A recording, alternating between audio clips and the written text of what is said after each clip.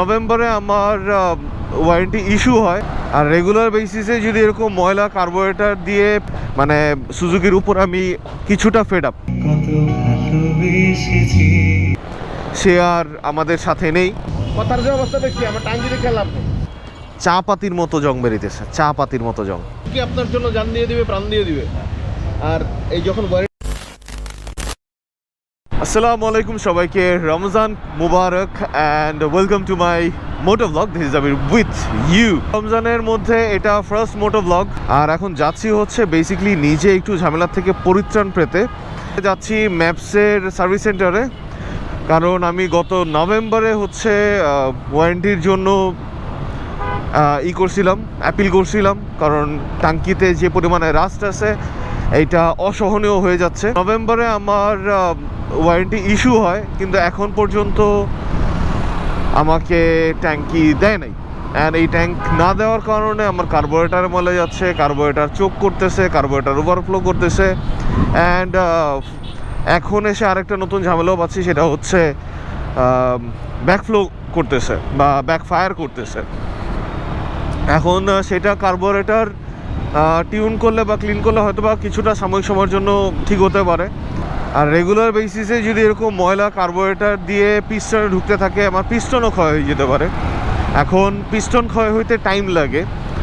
হ্যাঁ, ওয়ারেন্টির মধ্যে আছে, ওয়ারেন্টি আছে 2 বছরের, কিন্তু পিস্টনে যেটা বললাম যে পিস্টন খারাপ হতে টাইম লাগে।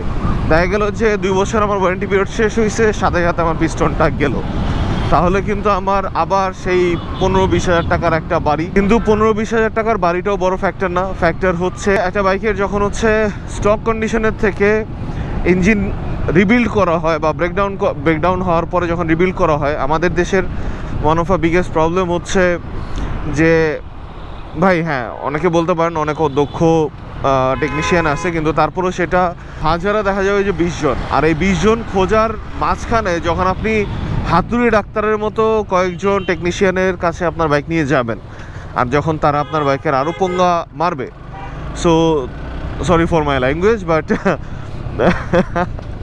মুখ সে নিকল গই, গলতি হো গই।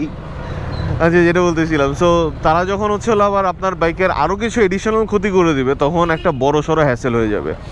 আর টু বি ভেরি ফ্র্যাঙ্ক, আমার স্কারলেটকে আমার ফ্রেন্ডরা, যেমন হাসান বলেন, অন্যান্য ফ্রেন্ডরা যারা আছে, তারা রেকমেন্ড করতেছে যে জিক্সারটাকে সেল করে দিতে।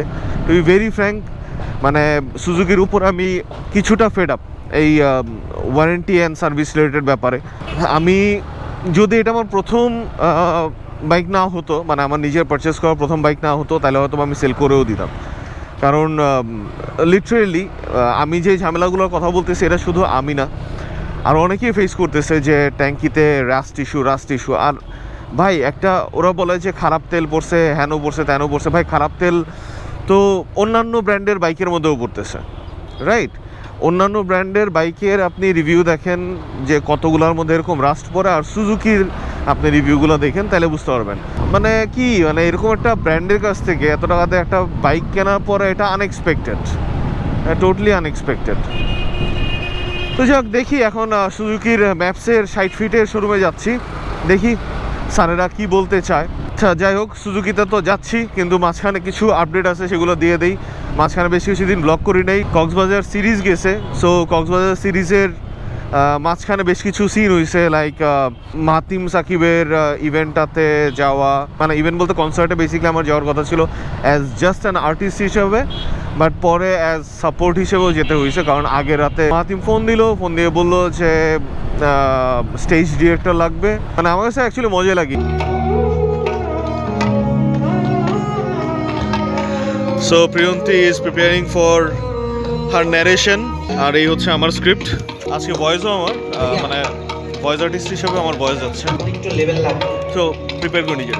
তুমি জানতে পারো না তোমায় কত ভালোবেসেছি। তো মাতিম সাকিবের ইভেন্ট গেল, তো সেখানে আমার যে গীতিনাট্যটা ছিল সেটা হইল, মোটামুটি মানুষ পছন্দ করছে। তো ইট ওয়াজ এ ইনিশিয়েটিভ অফ মাতিম সাকিব, মানে ও যে গীতি নৃত্যটা করছে, এরপরে ওর অনেকগুলো গান টানো হয়েছে। আর এরপরে যে বড় আপডেটটা, সেটা হচ্ছে আমার বন্ধু সিয়াম, সে আর আমাদের সাথে নেই, মানে বাইচা আছে, ভাই বাইচা আছে, দোয়া করি যেন আর অনেক দিন বাঁচে। ভাই লাত্তিল কোত্থেকে যে আসে এই সমস্ত। তা আমার বন্ধু সিয়াম নেই বলতে হচ্ছে he went back to UK. Next আবার কবে যাই না, আল্লাহ কবে দেখা রাখছে আমাদের। বাট হ্যাঁ, আমার বন্ধু Siam, if you are watching it, we are and specially I am going to miss you. আর ও আমার সাথে আজকে যেই দেশে আমার বন্ধু হাসান, তাহলে কি একটা অবস্থা, এতক্ষণ ধরে বক বক করে ওর কথা বলতেই ভুলে গেছে। তো আজকে আমাদের সাথে আরও একজন বন্ধুর আসার কথা ছিল, সেটা হচ্ছে আমার বন্ধু আশিকের। অ্যান্ড আমি না সবাইকে মানে ব্লগের মধ্যে আমার বন্ধু বলেই পরিচয় করাবো, কারণ আমার কাছে ব্যাপারটা মানে কথাটা বলার মধ্যে না একটা আপন আপন একটা ভালোবাসা ভাইব আছে। সো আজকে আমার বন্ধু আশিকেরও আসবার কথা ছিল ম্যাপসের থেকে। ও বাইক কিনছে কয়দিন আগে, তো দোয়া করি যেন ওর সাথে যেন এরকম অপ্রীতিকর কোনো ঘটনা না ঘটে। তো চলুন দেখি কি টেক কেয়ার করা যায়। আজকে সার্ভিস বুক টুক নিয়ে আসছি। আমার মোটামুটি মেজাজ খারাপ আছে, বেশি মেজাজ খারাপ হইলে বাইক আমি ওখানে রেখে চলে আসবো।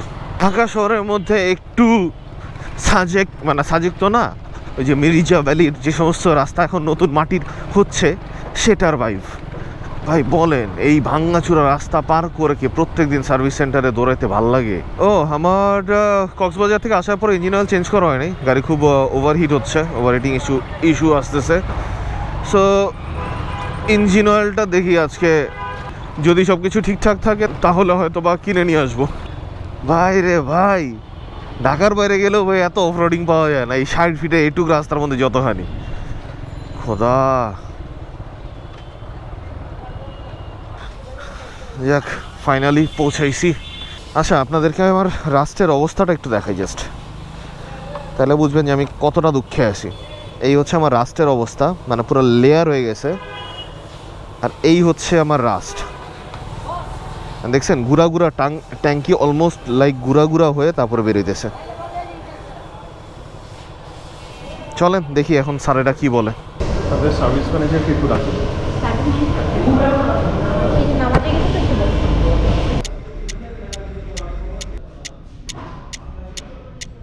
2,000 years later.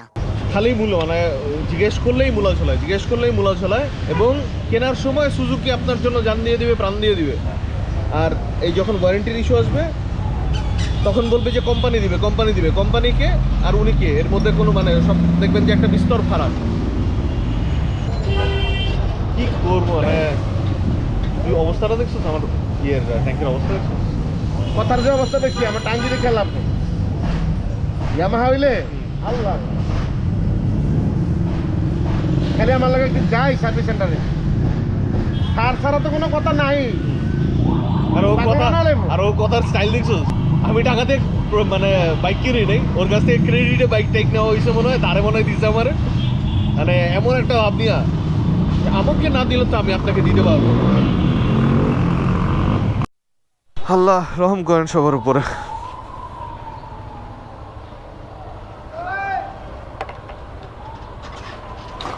জাস্ট অবস্থাটা দেখেন,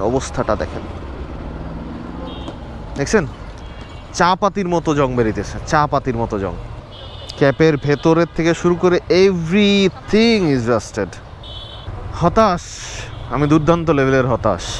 ভাই আজকের ব্লগটা না এখানে শেষ করে দিই, বিকজ টু ভেরি ফ্র্যাঙ্ক কথা বলার মতো কোনো মুডই পাইতেছি না। ভাই আমি আমার জিন্দিগিতে মনে হয় না আর কোনোদিন সুজুকির বাইক কিনতে পারবো। যে সমস্ত সিন পার্ট দেখতেছি, মানে একটা নতুন বাইক, ইনফ্যাক্ট আমার কিন্তু এখন 1 বছর হয় নাই, 4 মাসের উপরে, নভেম্বর মাসের 4 মাসের উপরে হয়ে গেছে। আস্তে আস্তে ব্যাপারটা আমার আর কয়েকদিন পরে আমার এমন হয়ে যেতে পারে যে রাস্তার কারণে ট্যাঙ্ক ফুটা হয়ে গেছে। তো যাই হোক, আজকের মতো না এখানে ব্লগটা শেষ করে দিই, আর ভাল লাগতেছে না, কথা বলতে ইচ্ছা করতেছে না। দুঃখ ভারাক্রান্ত মন নিয়ে Abir signing out. Love you guys 3000 and live like a tiger, ride like a wolf. আর হ্যাঁ, একটু বুঝে শুনে কিনেন। বাই।